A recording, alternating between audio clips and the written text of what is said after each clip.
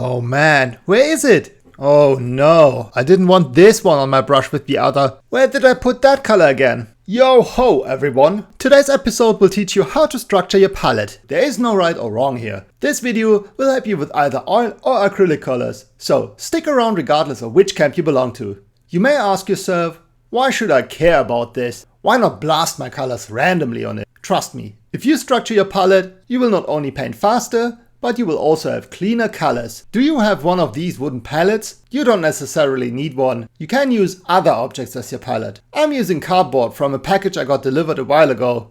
A friend flipped over a wooden door and used that as a palette. He needed the space to mix colors. So find something comfortable between this one and a door. One size fits all doesn't apply here. I would recommend using cardboard as well. Just pick one of your bigger packages that you got lately and cut a piece from it. You will have enough room to fit all your colors on it. My palette is about 30 to 40 centimeter, or round about the length of my forearm and hand. Now let's jump over to how and why we should structure our palette.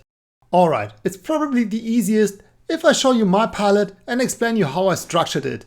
While my palette may look like a chaotic mess at first glance, there's a certain logic to it. I group colors together under specific criteria. The first thing you will notice is that the colors are grouped together in terms of similarity. White is sitting at the top center. On the upper left corner, you can see that colors are yellowish. On the lower left, various types of green. The upper right has colors that are various shades of red. And I dedicate a big area to blue on the lower right. The idea behind this is to pair colors into specific shades and dedicate enough space to mix them there. So you will always know where your colors are placed at. And if I buy a new shade of blue, I would put it next to the others.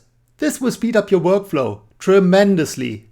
Now you may have noticed that there are some duplicate colors here and there, like orange for example. You will find it in the upper left corner next to yellow and on the right, where my red is located. This is done to not pollute colors if you need to mix them toward either yellow or toward red. Yellow is a color that gets easily polluted with other colors. You would hate it if you wanted to have only yellow. And then find some red or whatever on your brush or canvas. The same applies to blue, which you will find on the lower right and on the lower left. If you want to paint the sky for example, you don't want to have green or any other colors in it. Clean colors is our primary goal here. So keep them grouped together where it makes sense to you. One more thing. I have a specific spot where I mix my black, which you will find here, in the center. So plan in on having special spots that fit your needs. Now if you want to know why I mix my own black, check out my other video. I will link it at the end of this one.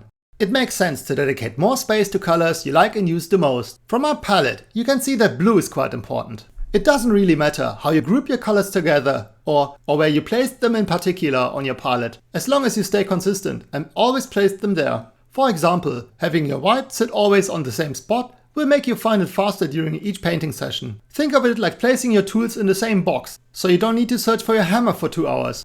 And when you dedicate specific spots to mix your colors, you will have cleaner outcomes. Only put as much fresh paint on your palette as you need for your session. And if you want to keep your palette safe and your colors fresh, you can put it inside a box, like one of these. No pet animal will be able to touch it if you put it inside a box, and your colors will dry slower. Alright, now it's your turn to structure your palette.